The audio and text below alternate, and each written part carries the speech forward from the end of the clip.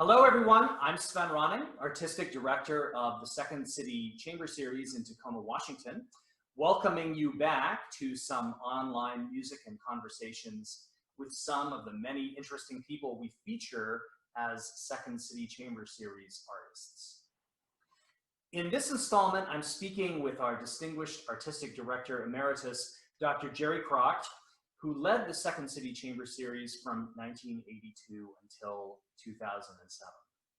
Jerry, it's always great to see you. And even though you've been retired as Artistic Director for more than a decade, I still feel as if you are in the thick of it as far as music and as far as Second City Chamber Series are concerned.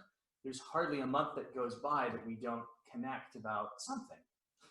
Since you've been doing so much since your retirement from Second City, why don't we start by asking what you've been doing in these last months of the coronavirus lockdown? Well, first, Sven, let me say thanks for inviting me today and for keeping me in the Second City loop all these years. And it's good to see you too, even if it's only virtually. And of course, that seems to be the way these days with COVID out there. So what have I been doing? Taking the pandemic seriously, following the guidelines, wearing the mask, trying to keep my 79-year-old self out of harm's way. Basically, I've been hunkered down and working from home, which ironically is nothing new to a composer, and composing is how I've been spending my music time these days, for that matter, for about the last 10 years now. We can talk about that later if you want. Sure, that's right. I think one of the things I'd love to talk about today is the fact that you've had such an amazingly diverse career as a musician. Of course, here in the South Sound, you're best known as an orchestra conductor at PLU, and then as a classical chamber music clarinetist with Second City Chamber Series. But you know, over the years, also with the wind quintet at PLU, the Camas quintet. That's right. So chamber music at PLU as well. That's true. That's right. The Camas quintet, of which you are a founding member, if I'm not mistaken. But anyway, the other things, you know, all over the years, I've heard you sort of refer to things like a high school polka band and a rock band in college, Dixieland church services, playing the saxophone. So I think there's more to the story. You want to tell us something about that? I'm guilty as charged on all counts, Sven. It's all true. I know that it is, because I know you even keep up with some of this stuff. So maybe you could tell us a little bit about all of your musical adventures and how so many of these first incarnations of your musical life took place in Iowa, where you grew up. So can you tell us how you went about in Iowa from morphing into a band kid into a maestro, for starters? Well, sure. Iowa. My growing up in Iowa, my first 6 years started on the farm. And for all the farm work that entailed for my parents, we still had music in the house, always. My mom played the piano, my dad played the violin, he called it the fiddle. And they were both self-taught, and both quite adept at playing by ear, which they did together most Sunday afternoons. They would play together the tunes that we had all listened to as a family the night before on the radio. So my first musical exposure, in addition to the church hymns that I heard on Sunday mornings, of course, my first real exposure was to what you might call popular music of the day. And once I got in school and eventually started the clarinet, it wasn't long before I was joining in those family musicals on the Sunday afternoons with my parents. And then also in school with the clarinet, it wasn't long before I found myself in the school band. And there, of course, my musical horizons began to expand to what you might call classical music. It seemed to be classical to me at the time. So already, I guess you could say I had two musical lives going on simultaneously. But I saw no conflict there. That didn't bother me. After all, the great Benny Goodman, the king of swing, and what kid clarinetist growing up in the 40s and 50s didn't idolize Benny Goodman? The king of swing, who turns out also played Mozart and Copland, Bartók, just as well. So I began to realize that great music existed in both worlds, in many different worlds actually.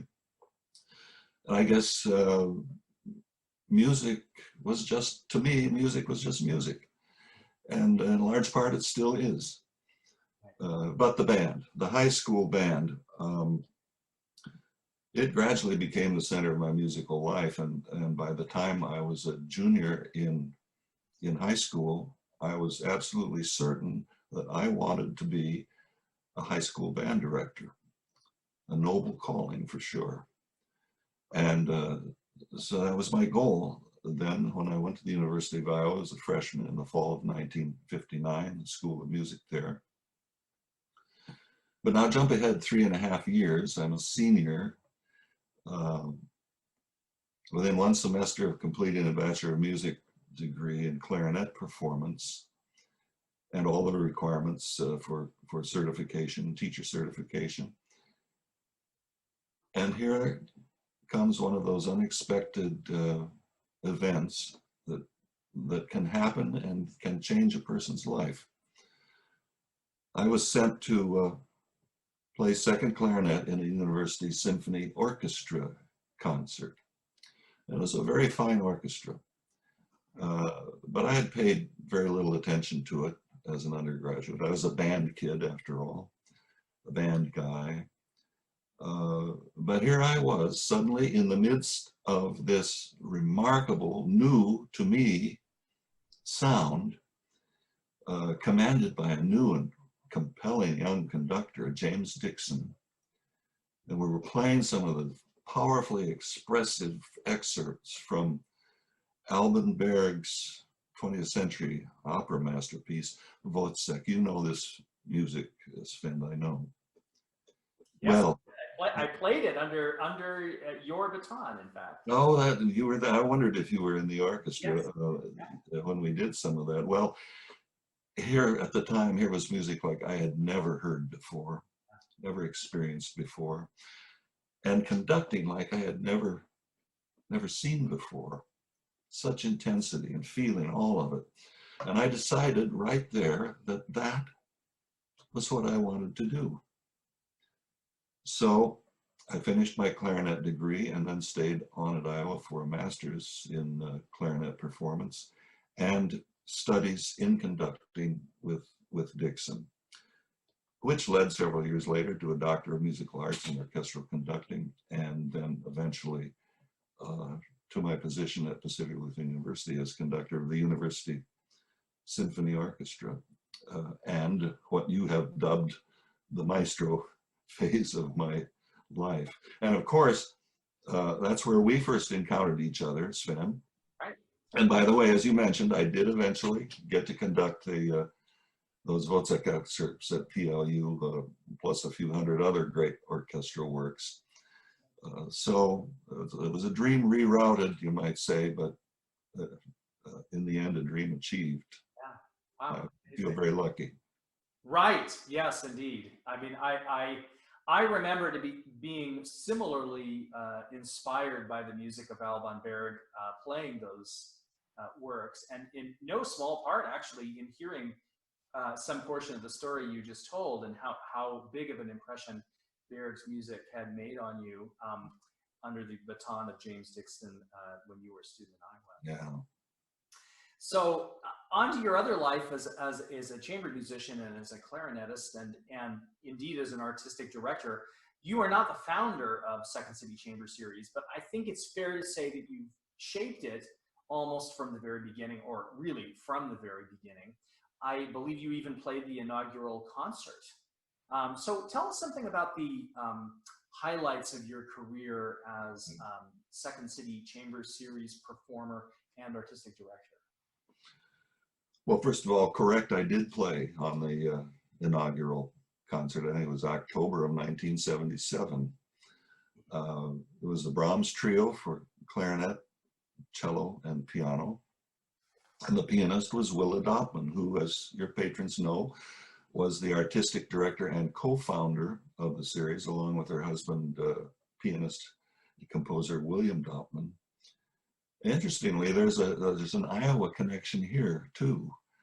The Dotmans had been at Iowa when I was studying there, and in fact, Willa was a graduate assistant in piano, assigned to teaching keyboard klutzes like me the basic piano skills requirements, which she did with great patience and forbearance, I might add. And William was a brilliant young professor of piano who absolutely wowed everybody with his extraordinary recitals, his chamber music collaborations, and of course his concerto appearances with the orchestra. And I never studied with him, of course, but I really credit his many spellbinding performances as one of my greatest musical influences at the time. And William Dotman, together with James Dixon, oh my, what a dynamic duo that was. So 10 years later, imagine my surprise and my delight to learn that the Dotmans had decided to relocate to the Northwest, to Tacoma, that they had envisioned this new chamber music series for the community, and that they invited me to make music with them.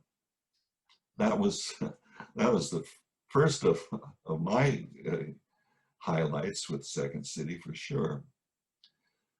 And there were other times, other things in those first 5 years that they led the series. But then something happened again that changed my musical life. The Dotmans decided, I think it was 1985, to take a year's leave of absence in New York. They moved back east, and they asked if I would be willing to lead the series just for that year. Well, as you know, that 1 year say yes to. that 1 year turned into 25 years for me in that position. The Dotmans stayed back east and other places in the meantime. Eventually, they came back to the Northwest and made several appearances again on the series, one of which you and I played with them a few years back. But they never reclaimed their original roles, so you were stuck with me. Now, highlights you asked about, really, there's just too many to recall here. Just let me say, it was such a privilege to program and share a diverse repertoire of chamber music masterpieces with the audience, both old and new pieces, and to present and sometimes play with some of the Northwest's finest musicians. I absolutely loved it. I miss it. But after 25 years, I was happy to turn it over to you, Svend, which I want to add was an excellent choice. You're very kind. I know just what you mean. It really is a joy, of course, to play all of this wonderful chamber music and to stay in contact and in network with all of these great talents that we have around our region and indeed around the country and the world who are part of the Second City family. It's a privilege to actually do that kind of work. I'm glad you're enjoying it. I am indeed, yes. And it's certainly an extraordinary learning for the artistic director too, how much you learn about music, especially the music that you yourself are not going to be playing, right? Because yes. You still have to know about it. So I remember that that performance on Second City Chamber Series of William Dotman's Sessions with Dr. Cyclops MC. Yes. I remember the name of the piece, and he even wrote in a role for himself in addition to the piano trio as narrator. That was great. Sadly, both of the Dotmans are gone now. They have both passed away, and we have. I know that you wrote a tribute to Willa Dotman that we performed on the Second City Chamber Series last fall, and you were unfortunately not able to be there for health reasons. That was really too bad, but it was a sparkling success, and we had a great time with that. I remember that Sessions with Dr. Cyclops was not your last appearance on the Second City Chamber Series, but it was among the last. And when you retired from the series, you didn't hang up the clarinet right away, but you've since stopped playing, if I understand. Yes, true. And but one of the things I remember receiving from you, like just maybe 3 or 4 years after you retired as artistic director, was a jazz CD that you created in 2011, and it was called From Avalon with Love, and it was you did this with your old Iowa college buddies, jamming on jazz standards, and I remember it was sort of a mashup of your hero Benny Goodman with Puccini. That was really quite a fun CD that I still keep in my carousel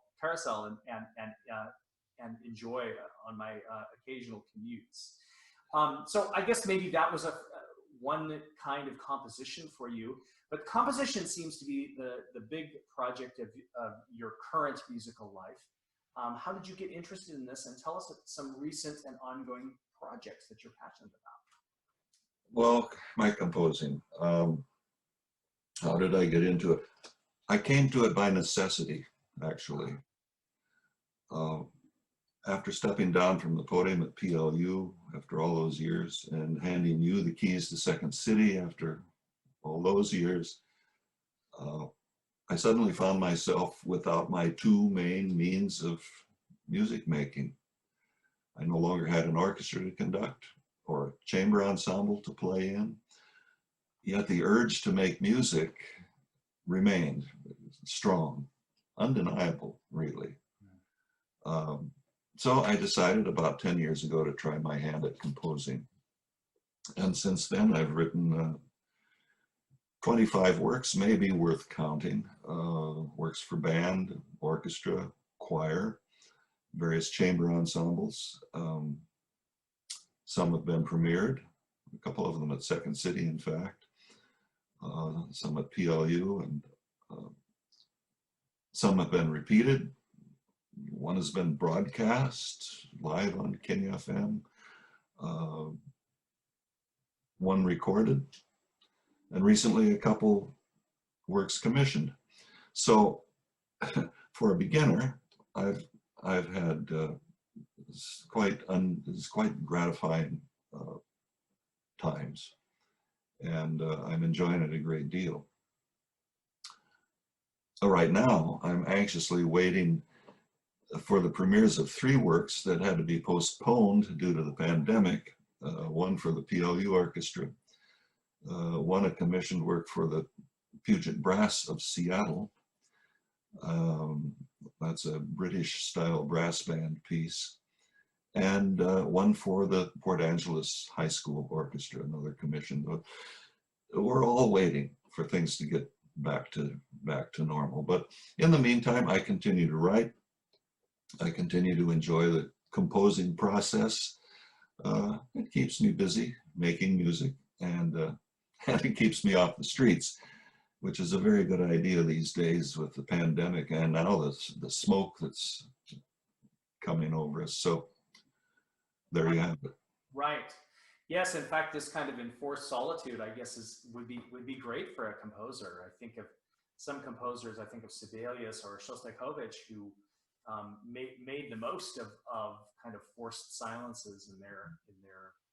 It is a composer's way, really. I Yeah. mean, I was reflecting with someone about the difference of being a composer and being a conductor, and the thing that really strikes me is composing is a relatively lonely way to make music. Yeah, right. With luck, you get some performances and get to interact with people in that, but it's pretty much just you and your thoughts and the work table. Right. So I have to ask, with all of your studies at the University of Iowa, you went basically straight through the University of Iowa from undergraduate to doctoral degree, and you studied clarinet formally and conducting formally. Did you include composition formal study as part of your Iowa experience? No, I never studied composition formally. But of course, in my many years as a conductor and a chamber musician, I did study hundreds of compositions. So I suppose you could say that all of those composers, my composition teachers, they were my composition teachers in a way, based on whatever I was able to glean from their process as I studied and prepared to perform their works. I can tell you a funny story that, if we have time, that goes to the truth, really the truth and the heart of my composing. I was invited to address a group of wonderful ladies of the Sigma Alpha Iota Alumni Music Sorority on this very topic, my journey into composing. I showed them a list of my compositions to that point, then probably 20 or so, which seemed to impress them a bit. And then I said, now I must confess that all of these pieces were written under the influence of opium. Suddenly there was a little stir around the room and some sidewise glances and some raised eyebrows. And then I continued after a bit of a pause for effect, I confess. I said, opium, that's O-P-M, other people's music. And that's absolutely true, absolutely true. There's been so much music in my life, so many different kinds of music. And I'm sure that it surfaces in what I write, either consciously or unconsciously. I really don't know, Sven, if I will ever find my own voice. But right now, I'm just enjoying the creative process. Right, the creative process, very good. I think, actually, I think of so many composers, among them William Dotman, right, who are so intimately connected to the performance aspect of music. Gustav Mahler is another good example of this. And they, of course, were also OPM inspired because of that. Maybe that is part of your creative process, is just having all of that music swimming in your consciousness. But how does creativity work for you? Tell us a little bit about how it works for you.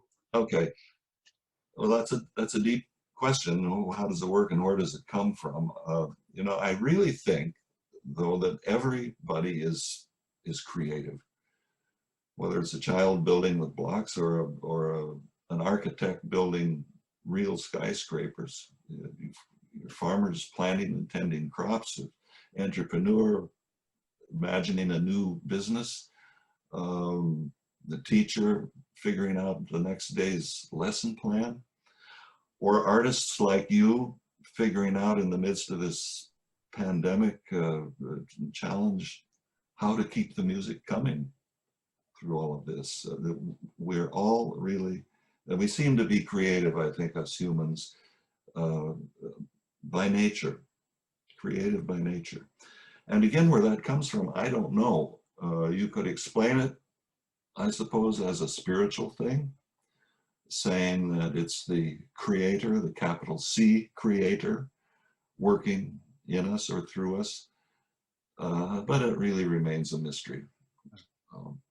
I could tell you more about my ideas, where my ideas come from, things that have inspired some of my pieces, if you want. I have some theories about that, and I would love for you to tell me actually what those creative things are, or those ideas, and tell our audience. Yeah, ideas. It's funny, you know, when I was still conducting and playing all the time, people would quite often ask me, well, Jerry, do you also compose? To which, as you know, Sven, my stock answer was always, oh, no, I don't compose. I don't have any ideas. Well, it turns out I simply didn't have time or the need then. But now that I have both, the ideas seem to come from all over the place. For example, an old-fashioned band concert at Disneyland. A passage from Thoreau's Walden, or a line of verse from Whitman's Leaves of Grass. A TV cooking show, for heaven's sake. A happy, colorful painting that my daughter did when she was 6 years old. A picturesque place visited in Italy. The death of a dear friend, or more.